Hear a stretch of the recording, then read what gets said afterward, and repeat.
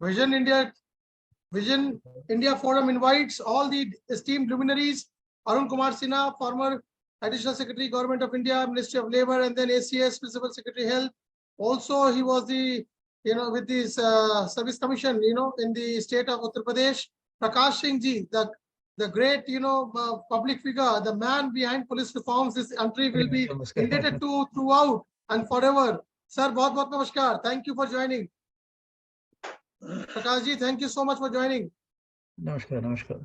He is the man credited with all the good things that we, intermittently keep seeing that happens with the police force in this country. We are also being joined by SP Vasudev. He was the former Additional Secretary, Home Government of India, also the PCCF, Government of Himachal Pradesh. And he also worked with disaster management, excessive and what you call unprecedented knowledge, that unparalleled knowledge that he carries with him in the field of forest reserves. Then we have Mr. Pallab Bhattacharya, one dear friend of the forum. Pallabji, welcome back after almost a year. This is your first appearance after a year almost, when you last spoke on the use of artificial intelligence and those kind of things in the security issues. Pallabji has been the ADG Assam Police Force, and he is somebody who can be also credited with a lot of reforms in the police sector in the state of Assam. So we will start today's journey, that is road to 2047. Okay, we have got Tayyab Khan. Probably 2 more minutes before some more guests keep joining us. Mr. Tayyab Khan is the former DG, Government of West Bengal Police Force. He is a 1967 batch officer, and he is somebody who was also the batchmate of Mr. Raman Singh, who should also be joining us from Mumbai. Tayyab Saab, namaskar. The first time you are appearing on Vision India Forum. Today is the Road to 2047's second show. The first one was on civil services. Second one today we are having it on GanGajal 2 or Mobocracy, in the backdrop of the developments in Uttar Pradesh, because Road to 2047 is an effort. It's an effort towards building a nation which is a utopian state by the year 2047, when we start celebrating the 100th year of independence, after the after the falls and misses and of the last 75 years that we celebrated through 2 years during the Amrit Mahotsav period, through 200 plus episodes of Vision India Forum. Today is the GanGajal episode. We discuss about encounter killings, clearance of the. We've also got Mr. Pawan Kumar Booth with us. Pawan Booth is the editor-in-chief of Police Public Press, an initiative directed towards kind of a confluence of the 3 most important pillars of the society. And he's somebody credited with bringing a lot of reforms on his own. Pawanji, thank you for joining us for the first time. We've got esteemed dignitaries from your fraternity, Prakash Singh ji, Tayyab Khan Saab, and more police officers to join us as we move along. Now, today's episode will be directed towards understanding the implications of what has been happening in the state of Uttar Pradesh, Mobocracy or encounter killings, or bulldozer Baba syndrome, whatever you call it, ochlocracy, whatever you call it.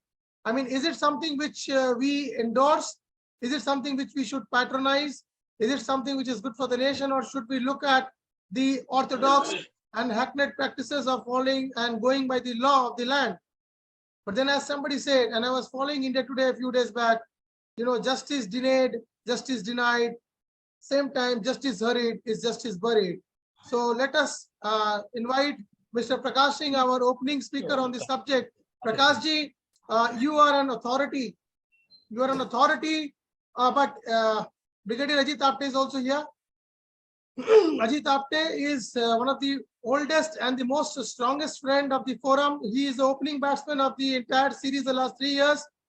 And he is also somebody who closes the innings like us, like we've been seeing in the field of cricket. So Brigadier Apte, welcome, 1971 veteran, and also the senior vice president of the National Defence Academy, Sri Brigadier Ajit Apte. Ajit ji, today's topic is well known to you. Opening remarks, as always, I was giving to Prakash Singh because you had not joined in. So since you are back, going with the loyalty that we bestow upon our friends, Brigadier Ajit Apte, opening remarks over to you. Do we go with the law of the land, or is it ochlocracy, mobocracy, or the encounter things that have been happening in the backdrop of UP state developments? that what should be endorsed, what should be patronized, and as a nation, in the next 25 years, what should be the road ahead, what should be the process ahead. Over to you, Brigadier Ajit Apte. Thank you, Amit. In fact, I would have been more happy to listen to Mr. Prakash Singh first, because the topic mobocracy or the lack of democracy or the kind of mob mentality which is happening in some parts of the country uh, is quite disturbing, because it is against the essence and flavor of a proper democratic governance. So I'll just say this much, since you asked me a point blank question. Definitely mobocracy or such kind of mob mentality is not in the order of the day. And we need to be disciplined. We need to maintain more balance and equilibrium in our minds and weigh the pros and cons, what are likely to cause damage to governance and establishing a good model of democracy for which our country is well established and well known. So I would say that not only UP, but if there are tendencies in other states also, they need to be curbed, they need to be managed, and a certain amount of sensibility needs to come into the public so that we behave in an orderly manner and we resolve all issues in a manner which causes least damage to public property and of course to lives, which is most important. So on that note, I will hand it back to you. I don't subscribe to this kind of behavior. Uh, and I think we need to adopt a model which will prevent such actions in the future. Okay, before I go to Mr. Prakash Singh ji, one request to all the guests, please keep the cameras on while you are on the show unless there is an emergency which calls for another, switching it off. And now I take it over to Mr. Prakash Singh ji, the father of police reforms, as we know him, as somebody who is a darling of the entire police fraternity. Sir, mobocracy or law of the land, what do you endorse? What are your views, and what are your views specifically with respect to what has happened in the state of Uttar Pradesh, and probably what we are going to be witnessing in the next few years under the Ajay Singh Bist rule? Before I come to this topic of mobocracy versus democracy, there are two things I would like to highlight. And these two aspects must be kept in our minds all the time. Firstly, we are witnessing a phase where there is a very strong nexus between criminals, politicians, bureaucrats, and police, and sometimes even the media. It's a very strong nexus, and it has been there now with us for, I would say, almost 50 years. And this nexus has manifested itself in different states of the country. Maharashtra was the first state which saw this phenomenon. And of course, you can say was a close second, but several other states like Bihar and other states also had witnessed this kind of phenomenon. And so this nexus has to be broken. I mean, in the 90s, there was a Vora committee which was appointed and which went into this problem. Vora committee report was not a very brilliant one, but nevertheless, they flagged certain issues.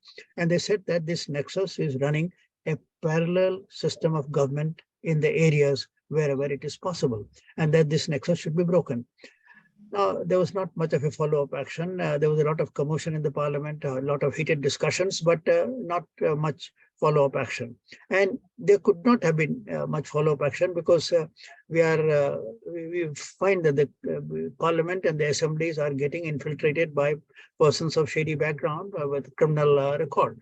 Now, when such people are in sizable numbers in assemblies and parliament, you do not expect any concrete action to dismantle this nexus. This is first thing which has to be kept in mind.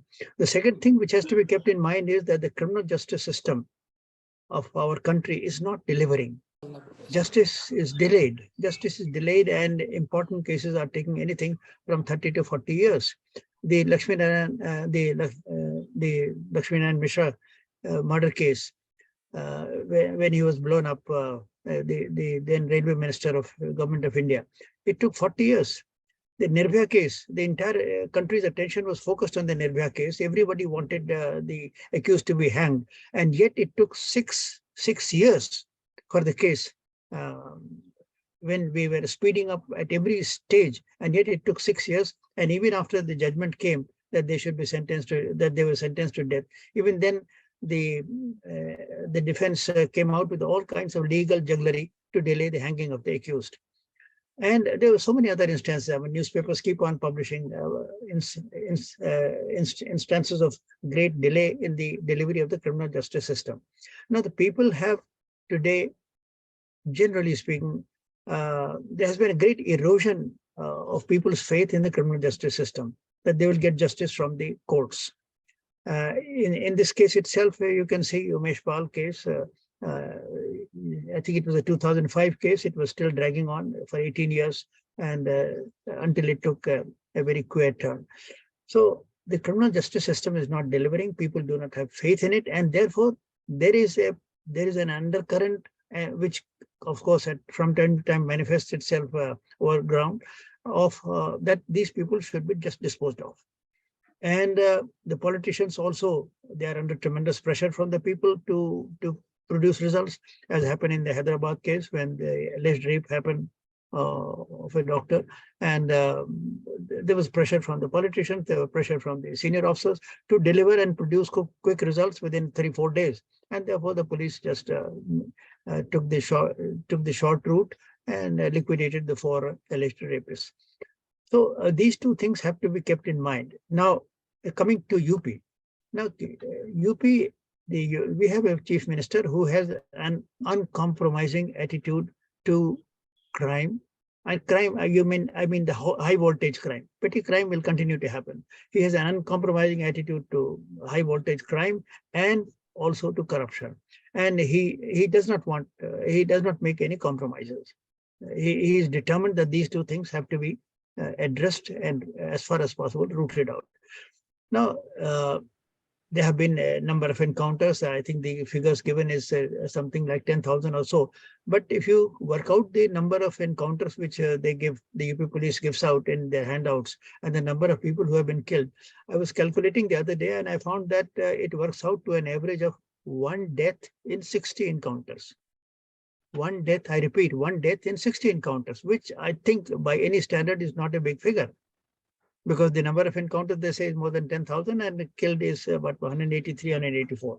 So, I mean, if you divide, it works out. Now, that's not a big figure, and you can't say in that kind, with that statistics that they're a trigger-happy people. Anyway, there's a lot of anxiety that so many people are getting killed in UP. Now, UP police claim is, now this is a claim, I can't vouch for its accuracy. They say that we are following the NHRC guidelines, we are following the Supreme Court guidelines. The Supreme Court had given 16-point guidelines about what all needs to be done in the case of encounters. And they say we are following these guidelines. Now, if anybody has any problem with any specific encounter, he can challenge the UP police in a court of law and say that these guidelines have not been followed. But the additional DG Law and Order says that no, we are following the Supreme Court guidelines. Now, if they're following the Supreme Court guidelines, and if it's only 1 death in 60 encounters, at least I'm not I don't feel very concerned. But as I said, the encounters are open to challenge in a court of law in any particular instance. Then there's also a lot of noise about demolitions. You see, there are about 3-4 municipal bylaws in UP for demolition of property. They say we are following those municipal laws for the demolition of property of the accused people. It's not that we are doing it arbitrarily. Notices are given and then they are demolished. Now, this all again is open to examination. I remember some time back, a group of people went to the Supreme Court and they said that there should be a blanket ban on this bulldozer operations for demolition. Now, the matter came before the Supreme Court, but the Supreme Court said that we can't give you a blanket order, that there should be no use of bulldozers. If in any particular case, the bulldozer has been used arbitrarily, illegally, and unjustifiably, you bring that case to us. And after that, nobody has brought any case before the Supreme Court also.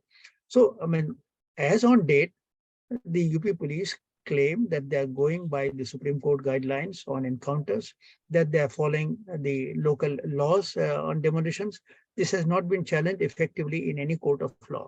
And since it has not been challenged, we have to accept the UP police version. And as for, I think there is so much of noise and commotion and so much of concern about the killing of Teek and his other. It seems as if somebody of a national stature, it seems as if somebody like Jawaharlal Nehru or Lal Bahadur Shastri has been killed. But no, he's just a criminal.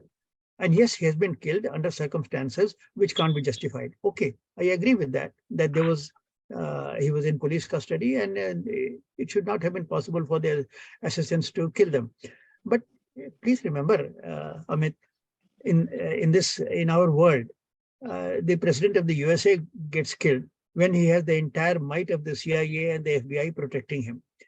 Mrs. Gandhi got killed. Rajiv Gandhi got killed. Mahatma Gandhi got killed. Beyond Singh, Chief Minister of Punjab, got killed. And Olof Palme got killed. The president of Egypt got killed. There would be at least 20, 30 instances across the world of very, very important people getting killed in spite of very elaborate police and security forces protection to them. So if two criminals have been killed in police custody, it is regrettable, agreed. But it's not that not that heavens have fallen and that something has happened which was not happening so far. It has been happening on a much larger scale at a much higher level. Very, very important people have been killed. And also, I think we have to remember that there's a distinction between somebody being held in police custody and somebody being given police protection. There is a difference between the two. When you are in police custody, the responsibility of the police personnel is essentially to take you from place A to place B to be produced before a magistrate or a court or whatever it is. And they have only to ensure that he does not run away from custody and that he is produced. They're not, it is not so much that he is to be protected. Protection is different. Detention is different. So, and the two have to, but unfortunately, our media and everyone is mixing the two. But again, I say that I'm not justifying the killing of those people in police custody. I said that the police response could have been better and he could have been secured better because the policemen were there, but there was a lapse.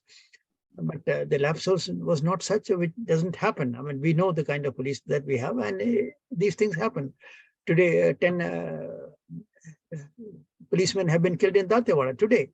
Now, in spite of Home Ministers telling us repeatedly that we have got the better of the Naxal problem and we are on top of it and we are going to resolve it in another 1 or 2 years, this and that. But my point is that incidents of adversely impacting on law and order keep on happening. They are not to be sort of accepted on their face value, but we have to go into the details of it, and whatever lapses the SIT brings out, I'm sure they will be dealt with, and already 5 people have been suspended for that. So, I would not say that there is I'm just concluding. I would disagree with this observation that we have any kind of mobocracy in UP. It is the rule of law is being enforced very stringently, without any compromises, without any quarters being given. And I think the mafia, after a long time, they are feeling the heat of administrative action. Prakashji, I was expecting nothing less from you in the short span of time that we have with us. We've also been joined by Justice KG Balakrishnan, the former Chief Justice of India. Sir, namaskar. Your video is off, I guess. Yeah, video on kar lijiye. Bala sir, please, aapka video on kar lijiye. We've been joined by Mr. Vikram Singh ji, former DGP Uttar Pradesh, and a very known face on the television channels. We'll be joined soon now with Mr. Evan Singh and a few other dignitaries as well. Prakash Singh ji has taken us through the entire, premise of these kind of killings that have happened in the state of Uttar Pradesh, the entire backdrop of the Uttar Pradesh killings. Prakash ji, whatever you said, what we are missing out is whether the topic is about whether it's a deterrent or is it something which is a carte blanche that has been given to the police forces or the forces, and does it not give us an kind of a hunch that we might be ending up with a parallel criminal system soon, because encounter specialists or encounters like these have not really gone unquestioned in the history of India. So whether, can I bring in Mr. Vikram Singh? You just joined. Vikram Singh ji, would you like to answer this question?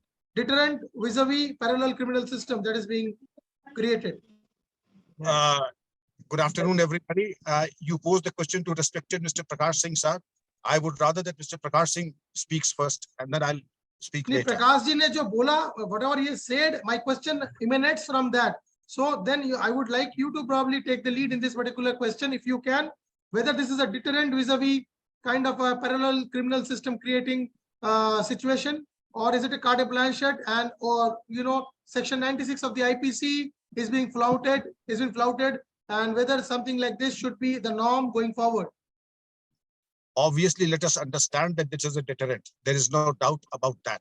Number two, this happens within the ambit of law, and whenever there is an occasion for this to utilize section 96 to 100 of the Indian Penal Code and section 46 of the CRPC, it has to be brought into force. Otherwise, it is his life or my life. Under these circumstances, the right of private defense, use of minimum force, that justifies the action taken by the police. But the area has been muddied by armchair activists who feel that there are only Tavangams and Singhams in the police force, which is farther from truth. Those who exercise the right of private defense in UP alone, out of 186 encounters, there have been 13 police casualties. Nobody mentions that. Umesh Pal's murder, 2 constables gunned to death. Nobody mentions that. But yes, when a terrorist dies, especially that belonging to a certain community, that is made the showpiece and also the brand ambassador and the master encounter. It does not happen that way. Look at the perverse manner in which the international press, the New York Times and the BBC have carried just one-sided tales that those who died were Robin Hoods. I'm talking of Atik and Rashid, not an encounter, but the murder. Certainly, by no stretch of imagination can Atik or Ashraf be branded as Robin Hoods. Rob the Peter and pay the Paul. Now the encounter happens within the ambit of law. They are structured. We have ex-Chief Justice Mr. Balakrishnan, sir. Every encounter is subjected to judicial scrutiny, and there is a provision of investigation, inquiry by the Human Rights Commission, a magistrate inquiry. And to say that police can pick up and kill at will, nothing could be farther from truth. Thank you. Bala sir, thank you for joining us. Former Chief Justice of India. He was reluctant to come on today's show, though he seldom denies me an opportunity to look into his camera. But today we have him with us again. Sivanandan has also joined us. He is the former DGP Maharashtra. We've been also joined by a few others who are coming on board fast. Balakrishna sir, thank you for joining us. Law and order, law of the land. Prakash Singh ji, the father of police reforms, as we darlingly call him, and Mr. Vikram Singh, I think the entire tide is flowing in favor of the UP killings.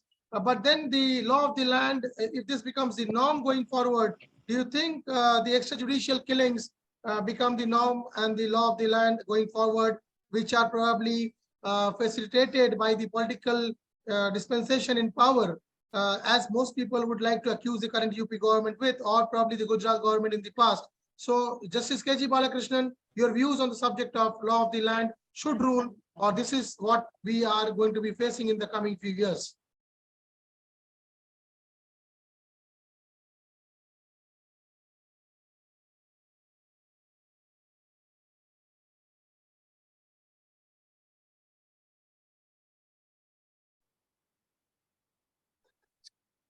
Amit is not audible.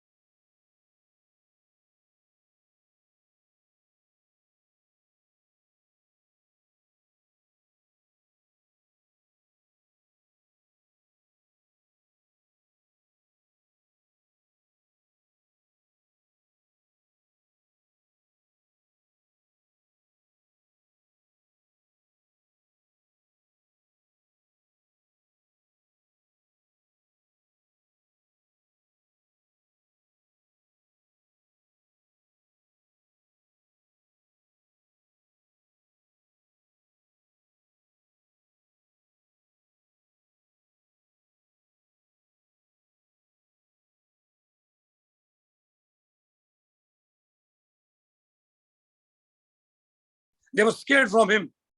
And those who were not scared, they were not able to give any decision. He was like a gunda moving around freely, killing anybody, picking up anybody, taking the land of anybody. So what kind of judiciary we are talking about? Amit ji, we have to change today. Anyway, thank you. But then there are a lot of questions raised about issues like in 2019, the rape killing, wherein the 4 youngsters, the 4 minors were killed. I mean, media trial, and then public opinion, building the public opinion through media trials, then leading to fake encounters. Don't you think that we really run a risk of going amok with such kind of system if the political dispensation starts endorsing such kind of silver bullets for elimination of such criminals from the society instead of going through the hackneyed process of the law and order and the judiciary? General K. Rao, what is your mature opinion behind this? Firstly, sir, I think elimination of any criminal by any means, it may not be elimination, as long as you're able to put down the crime rate in a country is what any simple living citizens and a layman in the street, what does he look for? He looks for a peaceful life. Genuinely speaking, he is a person who abides by the law. But if at all a stage reaches that the law enforcing authorities are not able to bring down control, peace, tranquility of the citizens of a country, then the disillusionment starts. People start looking at saying that I have faith in the system. But how long does the patience also of the normal citizen? Also, there is a limit to a particular patience, one. Second thing is that a law-abiding citizen always looks to obey a law. And especially when gundas like this friend Atiq Ahmed and all these people, gangsters, whoever is involved in it, irrespective, as somebody said, irrespective of religion, let it be any gangster, whoever is involved in ensuring that the rule of the law is not being permitted. He is escaping the law by finding loopholes in the system, by threatening the judiciary, by threatening the police, by making friends with people in power, by hook or crook, reaching an edifice, being a part of the power. People are resorting to such gimmicks. And unfortunately, the law is also blind to it, in the sense that we are not able to really catch a person who is making fool of the law. Yes. So at times, like for example, even Lord Krishna has said, he's not said that dharma doesn't mean that you just carry on doing everything perfect. When there is a requirement, whether it is when the Lord Krishna tells Arjun, Karna says, look here, I am without any arms and weapons. Why the hell are you trying to? Krishna says, Arjun, please lift your bow and arrow. Let go the arrow. Karna says, look here, I am trying to at least by chariot, I am trying to dig out that particular chariot wheel from the ground. It is unfair. But Lord Krishna, who talks of this, there is always being unfair. When a person is unfair, there are ways and means of us also to be unfair. Yeah. Because ultimately, you are ensuring the fairness prevails. Yes. Here, I would like to put a caveat that there has to be a certain amount of control. Fortunately, like for example, we have certain balancing acts between judiciary and legislative. Similarly, whether a police force totally going amok or judiciary coming into force. Similarly, with the political forces, be that who are in chair, become so very powerful and start misusing any of the institutions which are available. So we need to have checks and balances. So while I would certainly appreciate, I as a person who having seen such and heard of such horrendous stories of people raping minor girls, even day before yesterday I found something in Telangana, burning the bodies after that. Yeah. But there has to be a certain element of fear. When there is self-discipline is not prevalent in a society, discipline must be enforced. That is the golden principle.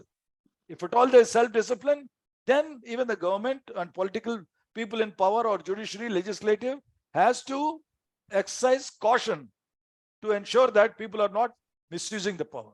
But I'm very much in favor wherever the people are taking shelter under these very laws. The laws have been created by us. They are supposed to help us. If there is a requirement to change these laws, there are certain tinkering which is required that needs to be done, because the fear should be there. I'm not saying that we can go back to the barbaric way, that every time we catch a chap, shoot him. But when a stage reaches that certain lessons have got to be brought home, the fear has got to be. Otherwise, people are going. Can you imagine if at all when I learned that there are 60 odd gangster groups which are prevalent in UP? Yeah. The hell can such groups grow to such levels that they are dictating terms to the judiciary, they are dictating terms to the DGPs or police forces, and people who are compromising the integrity of their own personal integrity as well as integrity of the nation. We find no place in a society which requires peace and tranquility, which requires civility. Such people, even if they are eliminated by unfair means for a fair cause, Yes. I personally feel that I think it's in good step. Yes, we need to discuss so that the people do not also get the power into their head, that they start misusing that. Whenever you find any person, you just go and shoot at any person because I have personal enmity. So we need to balance out. But in this particular episode, after having heard from where you grew to where, how we killed the sitting MLA, the way he was shot and all that, eliminated even the proof which was involved, his son is involved. The very fact, if at all it spreads from father to the generation, you can see the caucus, the disease, the way it has spread. After all, if at all there is a disease which the leg has become so poisonous, well, we need to cut that leg because the treatment is not working. We have to remove that leg. We have to amputate it. So at times, so there is a radical treatment which is required when things are going out of control. And I appreciate that whether it is by order from the chief minister or by the police themselves, or when these people were running, they were shot in this thing. These are a matter of trying to get into the nitty-gritties and understanding it. But the end game, as I look at it, if a person could not be handled for so many years, and then we are talking like heroes. He had 101 cases. How the hell could we let the person reach the stage of 100 or odd cases? I think it's impossible to believe in a civilized society. So at times, where there is a radical treatment which is required, that treatment must be given. And it should not be applied across the board. And the powers and force must also be cautioned that it is not a jungle rule which is carrying. That's it. So thank you so much, Lieutenant General Kamala Rao ji. Thank you so much, one every friend of the forum. We've been joined by Mr. Eman Singh, former DGP Maharashtra. We've been joined by Mr. Devdatta. Prakash Singh ji is back with us, the father of police reforms. Justice K.G. Balakrishnan was here. He just left on the paucity of time.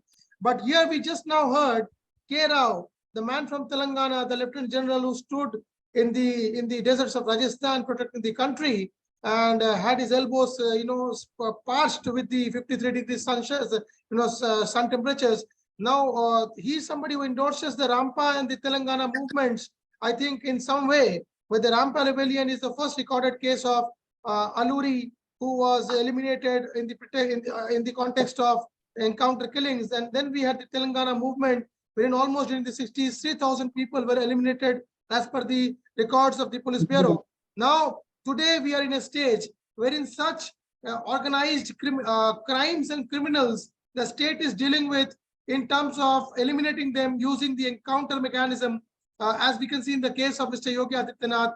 And Mr. Adityanath or any other CM would not be a fool to be doing allowing the police force to do such killings with people who are general civilians. Doesn't happen. So at the end of the day, Prakash Singh ji, you back, or Eman Singh sahab, you've been in the state which has been plagued with or probably replete with such examples over the last 45-50 years, right from Karim Lala Haji Mastan's days to even Dawood Ibrahim, and to so many criminals who created nuisance across the state of Maharashtra with their criminal conspiracies. Singh sahab, your views on the subject of deterrent vis-a-vis parallel criminal system being created by allowing the police force to use such hard means and mechanisms to eliminate such criminals? What are your views, sir? Well, I'm sorry I'm late, and so I have not been able to hear the views of the other panelists. So it is difficult for me to join at this stage.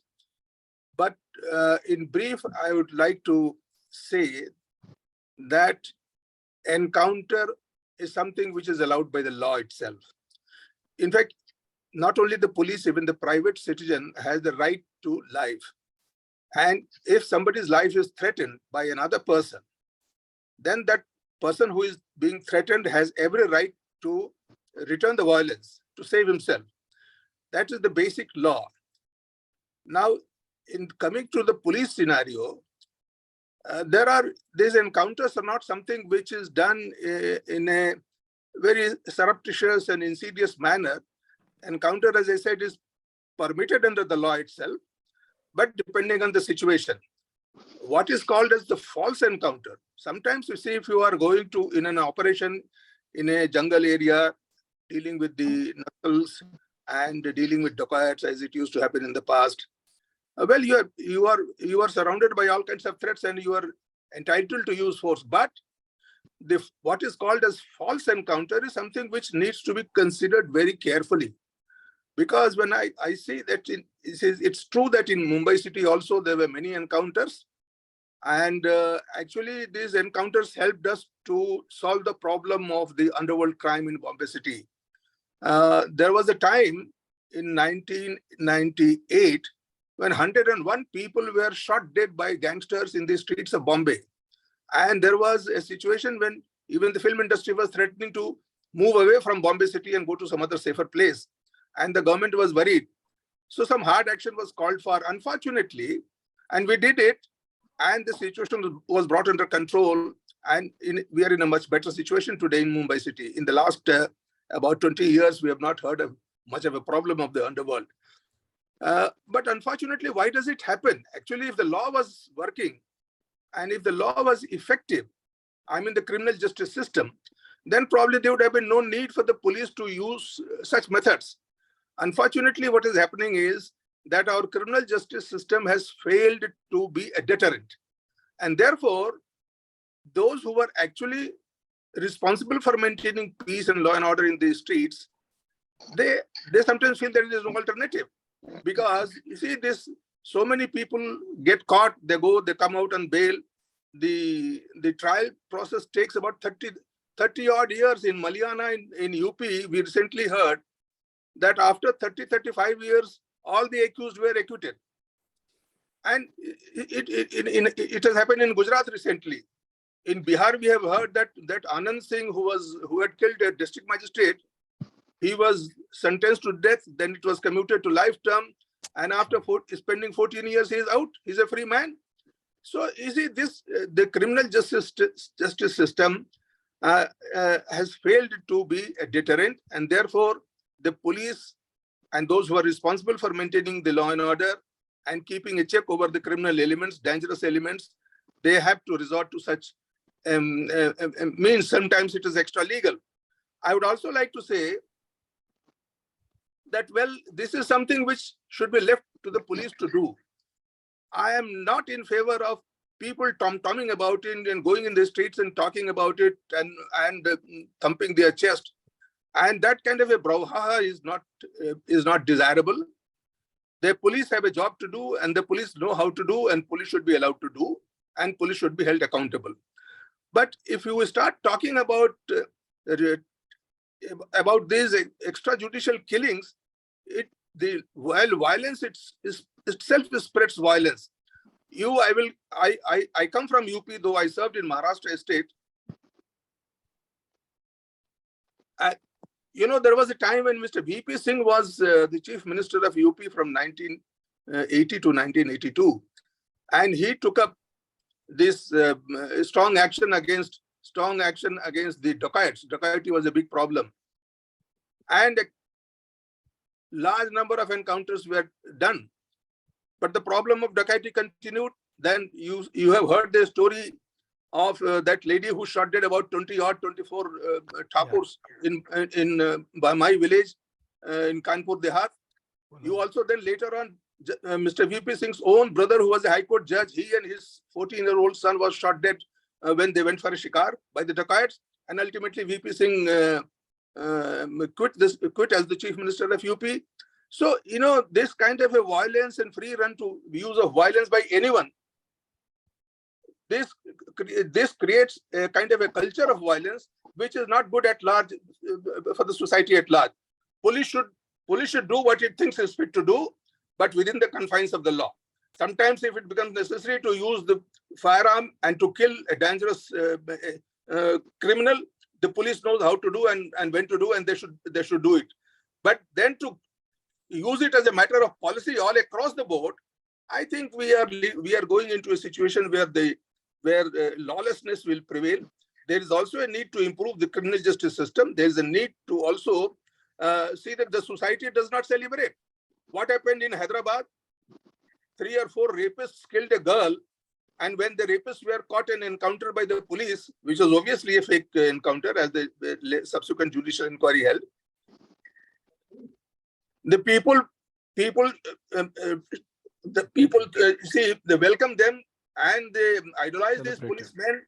Flower petals were thrown on them. Aarti was done on them. Ultimately, these people have been are facing a murder charge. So I think there is a need to be very circumspect. There is a need to be very careful.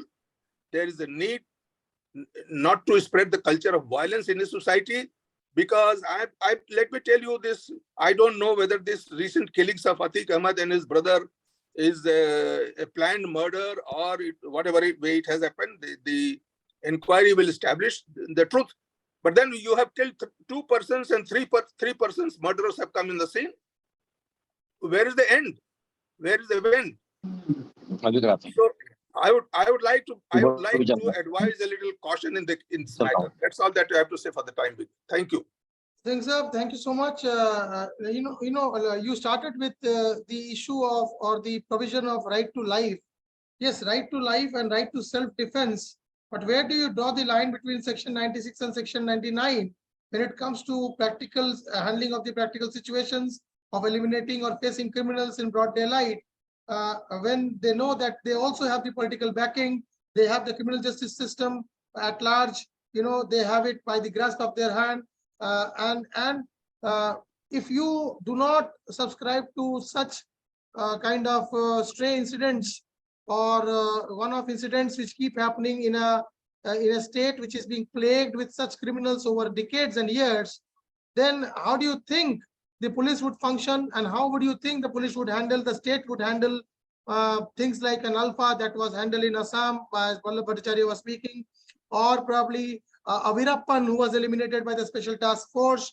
How do you think these things can be handled if these one-off incidents or these kind of precedents that are being set up by Ajay Singh Bist or Yogi Adityanath as we know him, if we do not we completely disregard or we completely criticize as part of the intellectual bandwagon, then do you think that our society is mature enough to handle such, hardened, politically backed up criminals, left aside the internationally backed up criminals that you faced in Maharashtra? So how do you think we are going to tackle this situation? Well, you gave the example of Virappan. Virappan was a dacoit operating in the jungles. He was not operating in the civilized society like the Prayagraj city. And he was killed in an encounter in a jungle area. There was an operation carried out by the police there, and he was killed in that. So don't compare Virappan's case with what has happened in the city of Allahabad or Prayagraj. The two are different things. You said who is going to decide? Well, there is a legal system, there is a judicial system prevailing, there is a rule of law prevailing. Even when the police does an encounter, it has to be according to the law. There is no bar or there is no ban on doing the police encounters, but it has to be in accordance with the law and the legal provisions. And whether it was done rightly or wrongly, there are people to decide. There are the authorities to decide. There is the judiciary to decide. A police officer, you see what happened in Mumbai. You have heard the story of that sub-inspector Vaze. He became a criminal in uniform. How do you take care of such situations? Somebody should be able to answer. Take responsibility for that. How did it happen? because this Wajah sub-inspector, he became a hero because he was patronized by the political leaders. And then there were allegations, at least say, that he was used for collecting money on behalf of some politician. And then the top police leadership also failed to keep him under check. Now, how do you take care of such situation? And you know that this sub-inspector Wajah, he killed his own friend who had provided the jeep to park some explosives near the house of Ambani industrialists.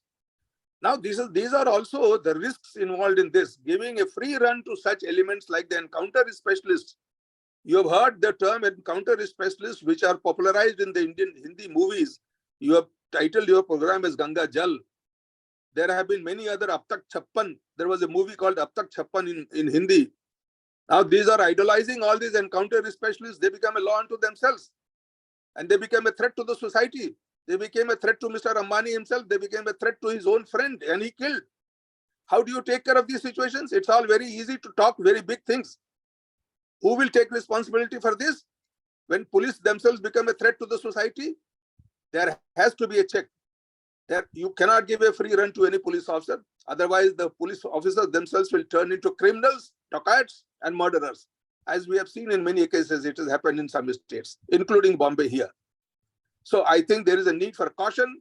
The political leadership should not announce from the rooftops that we are going to kill all these fellows. That's not the way. There has to be an atmosphere of civilization and civil behavior. You cannot allow violence to go on like this unchecked.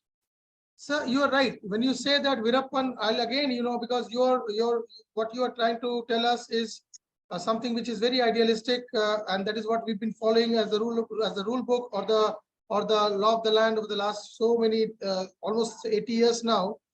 Yes, Veerappan was operating out of the jungle, and Atiq Ahmed, you really think that we live in such a he created a situation for himself which was no less than a jungle Raj, and which protected him no lesser than what Veerappan was protected by the jungles through.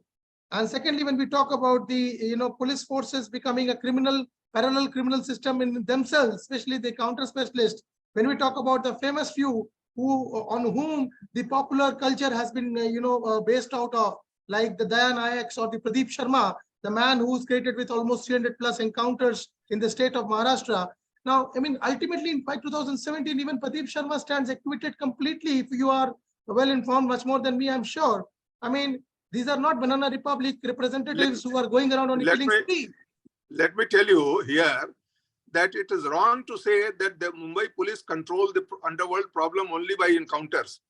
Maharashtra government enacted a special law called MCOC Act. And under Sir, that MCOC sir, Act, kindly, sir, sorry to interrupt. Sir, do not shift the goalpost. Here, the issue is not about, the issue is not about the holistic system, because the holistic system has got holes. Here, the issue is about whether Aditya Nath played a Ram, or was he somebody who was playing the devil's advocate? Now, don't bring in mythology and don't bring this Ram and Hanuman and all that. I think it's a very wrong example you are giving. I'm not in favor of that kind of example. Let me tell you, if you are talking about Mumbai police, it's not only encounter which control the situation.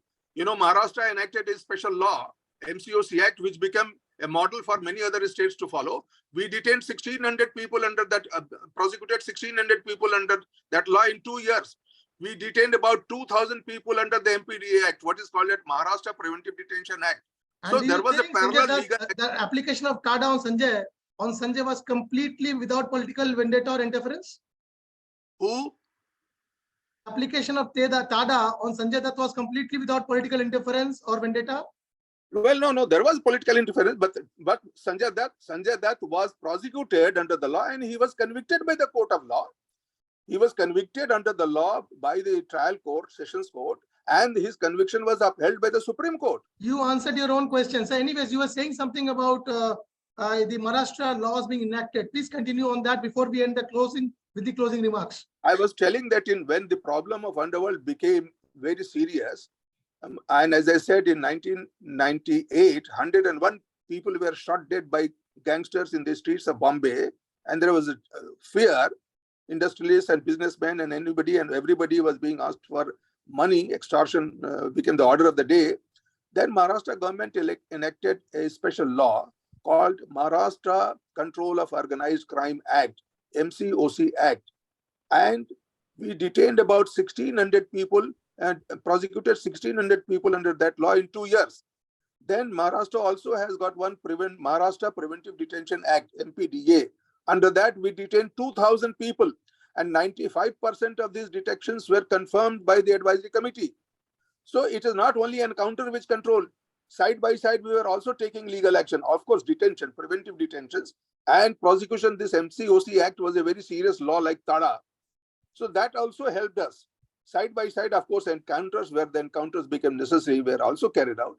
And that is what brought the situation under control. My point is, do all this, but don't idolize these encounter specialists and make Hindi movies on that, Ab Tak Chappan and GanGajal and all that. Indian cinema is a big problem, the Hindi cinema in particular, who idolize these kind of police officers and make them hero out of nothing. And they are the ones who become criminals in uniform. And they bring such bad name to the police force, wherever it is. It happened, as I gave you the example of Sub Inspector Vaze, who is still probably still twiddling his thumb in the jail. And there was a minister who spent about 1.5 years in the jail because they joined hands in as you stopped me from bringing in mythology, which I'll tell you the reason why I did towards the end of the show. But before I tell you the reason for that, let me also point out that the way you are trying to, kind of bring in the Hindi movie or the Bollywood industry and vindicate it for its, idealizing or eulogizing the so-called encounter specialist. There have been movies, even the recent one called Mumbai Saga, which was one of the biggest hits on the Mumbai underworld, which idealized not the encounter specialist, rather it showed the encounter specialist in a very, very dark shade. Instead of John Abraham being who played basically the gangster, and he was glorified, with no holds barred. So Bombay film industry movies, these are there are ifs and buts, plus and minuses happening. We have to understand you could make laws, your government made laws in favor of the police machinery, so that you could probably tie more fetters on the gangsters. But at the end of the day, it's the political dispensation which decides which way the ball swings. Because despite all those efforts, 90s saw what India should never witness again. Night from the 1990 Bombay blast, from the 93 blast to the entire Karim Lala, Haji Mastan, Vardarajan, Mudagaliyar gang coming up strong to the point that even today they rule Bollywood, the so-called Bollywood, which according to you specializes in glorifying encounter specialists. It is the so-called Karim Lalas who still rule the Bollywood. And I'm sure now, let me bring in, before we close in, Brigadier Ajit Apte, I would ask you the last person to speak. Pallab ji, your take on deterrent vis-a-vis criminal police, force, being parallel criminal police force being created by the dispensation by allowing such blatant broad daylight encounters or fake encounters, whatever you call them. Atiq Ahmed was no holy cow. So it cannot be a fake encounter by any means. He was summoned by the court, which he kept flouting for years. So what do you think should be the stance of the government from time to time for the society to feel a little safe? Because we are a 150 crore country. We are not an organized and developed nation as yet. Are you asking me? Yes, Pallavi, the alpha specialist from Assam. Yes, actually, what I will say, that under the present dispensation, I mean, under the present circumstances of the criminal justice system, I think this right to private defense under which police operate these operations, operations, actually that should continue. But at the same time, as the previous DG Maharashtra has told, other laws should also be enforced as strictly as possible.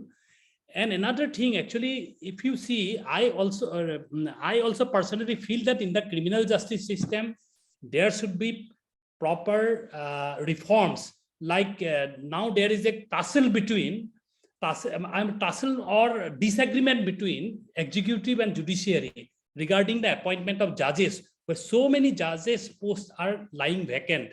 That is one point. So those things should be addressed at the first, so that justice delayed can be stopped, and people will then, in that case, people will come to a particular level where they will support the, rule of law. Actually, that is what I want to say as a concluding remark. Okay, Arunji, you had said something about the cases pending. Yeah, and I have studied, because you see, this is one part what we are seeing in Uttar Pradesh or at other places. But I would like to bring some points about the pending cases in the country.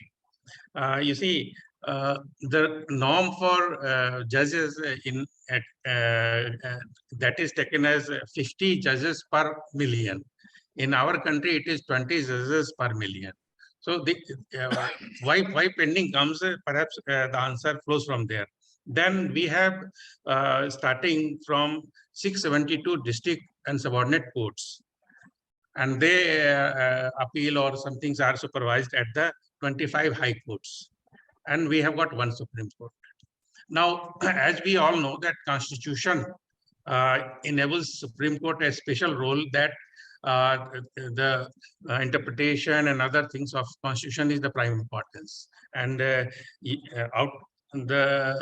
Minister of Justice, he gave the figures in recently in the Parliament that around 5 crore cases are pending.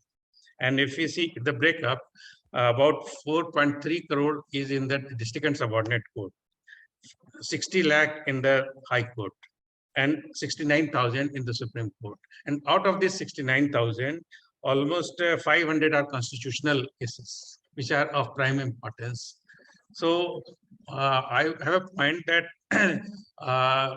to solve this thing, that Supreme Court nowadays is involved in second appeal in civil cases, in criminal cases, and also to deal with the constitutional cases. So we should now think of having a regional Supreme Court, which could have a few high court under them, and they should be perhaps given only this second appeal.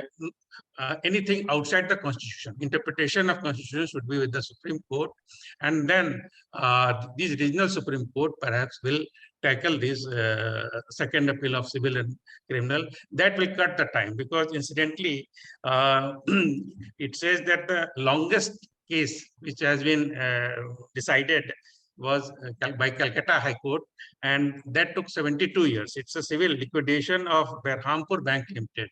So it took 72 years to decide that case. So this High Court and Supreme Court level appeal, that also takes a lot of time. So that was a point which I wanted for submission of the panelists to think over this. Thank you very much. May I say a few lines on this subject? Yeah, yes, sir. It is always welcome. You've been a fantastic speaker. Let me tell you, the problem of judicial delay, it is an endemic problem. We have been discussing all kinds of reforms and taken some steps also, but it has not helped. What is being emphasized these days is that use technology in the judicial process. That is important. It should be done. Like, you need not bring the accused in the court every time.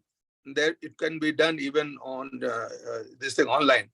Second is also the increase the number of judges, improve the infrastructure.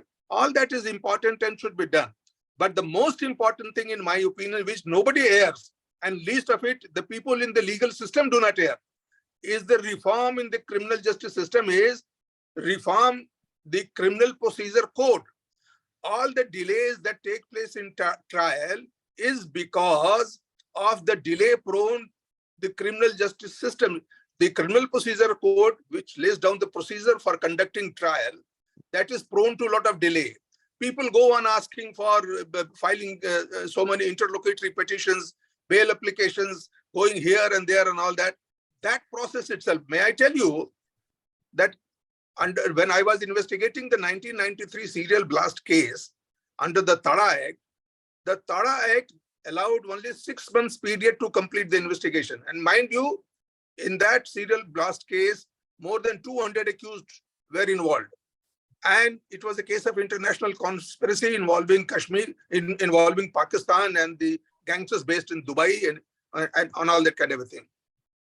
There was a huge quantity of weapons were brought RDX was brought from Pakistan, landed on the west coast of India, and brought into the cities of Bombay and elsewhere.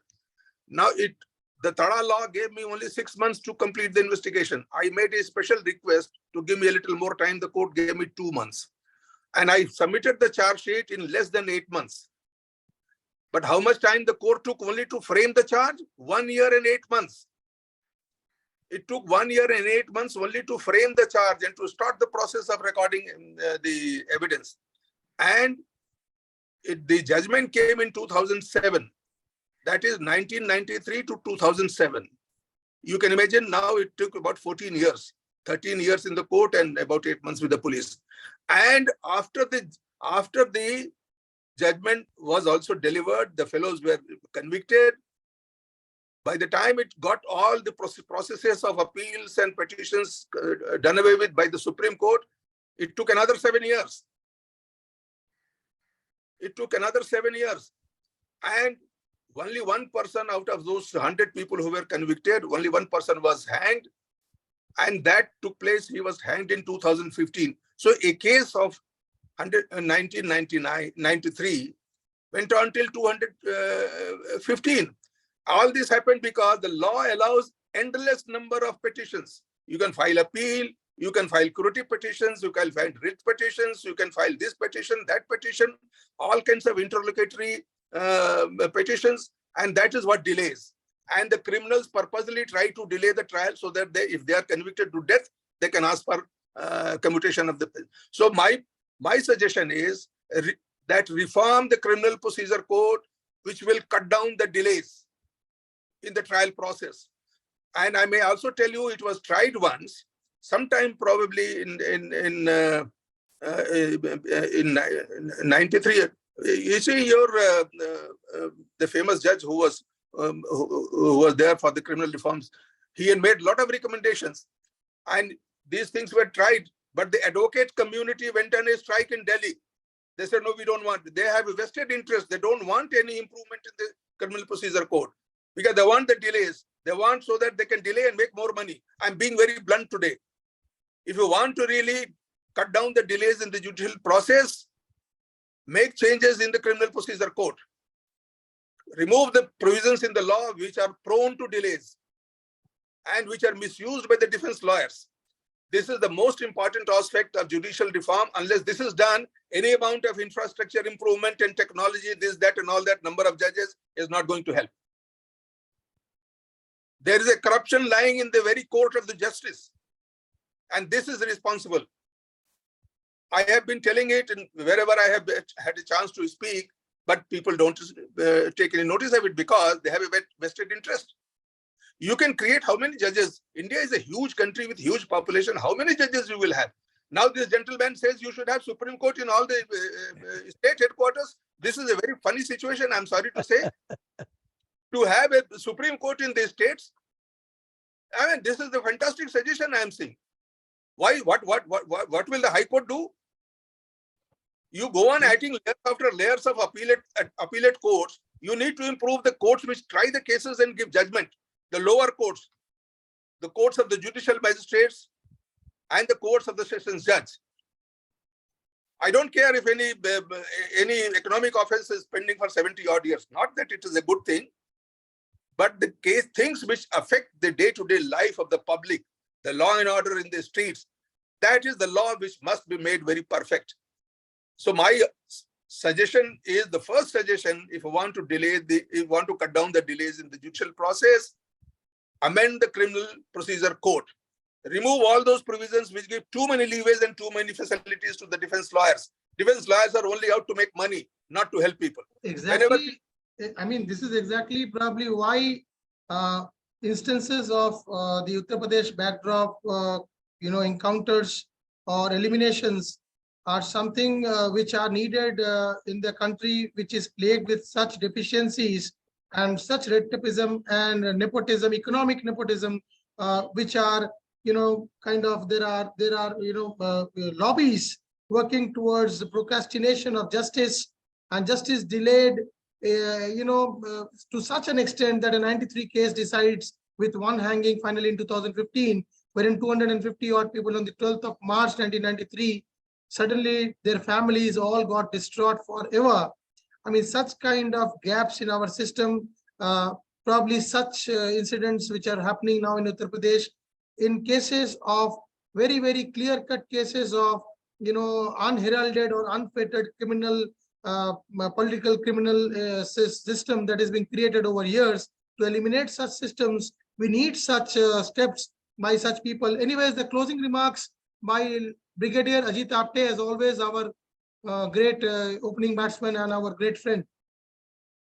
Well, Amit, I think the former Director General of Police Maharashtra has hit the nail on the head. He's bang on target. I agree with him more than 100%. In fact, let me highlight here, probably he would have known my uncle, Mr. D.S. Soman, who Yes. was former Director General Boss. of Police. He was my boss. Yes, sir. And I'll tell you one thing.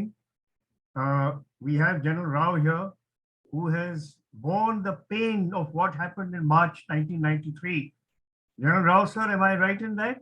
Yes, sir. I've lost my co-brother in the Yes. bombast. So and let me tell the audience here, our troops were deployed to bring law and order into Bombay.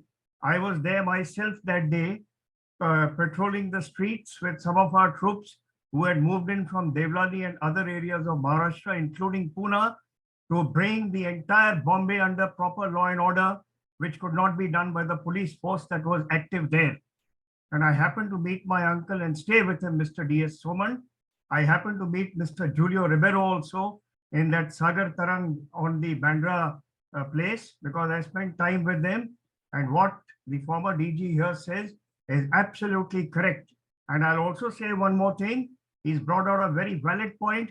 Our judiciary system, to a large extent, is corrupt. Not only are they corrupt, but they are also defending criminals. The Criminal Procedure Code needs to be amended. It's ridiculous having a Supreme Court in each stage. I agree with the former DG of Police. Let me also say that the public is fed up now at the delayed justice, which is justice denied. Either it is denied for right purposes or for wrong purposes. All these Robin Hoods and all, we know their past record and how they are, linked up with the politicians. I am afraid, but there is a political anarchy in our system, and a lot of criminals are getting away with the type of judiciary systems we have. They take years and years. I've also conducted some district court martials in the army, where I've seen the defense lawyers defending useless cases and then telling us that, sorry, we had to do this. I'm sorry if there are any, judiciary people here on this, but I tend to agree entirely with the former DG of Police. He's brought out very valid systems, very valid procedures. General Rao also brought out some very valid points. So did our other Major General out here. If you can't deliver justice, then unfortunately the people have to take law into their own hands. Let us look back what happened in November 1963, when a great president of the US was shot, assassinated. Jack Ruby, who was in police custody, was shot. Why he was shot? Maybe different reasons. To probably silence Lee Harvey Oswald from speaking. And probably Jack Ruby knew a lot. I've also read a lot in that. And maybe such types of murders in police custody take place, again with political lineage or political interests. So Amit, finally, I will say your topic was excellent. And we've had some wonderful speakers bringing out their points. But I will just summarize and say one thing. We need to buck up and wake up our ideas about the judicial system so that the criminals are brought to book quickly. And if they have to be executed, so be it. The police have been doing great work. And in fact, if the justice here brought out the ratio between lawyers, let me tell you, the police are also understaffed.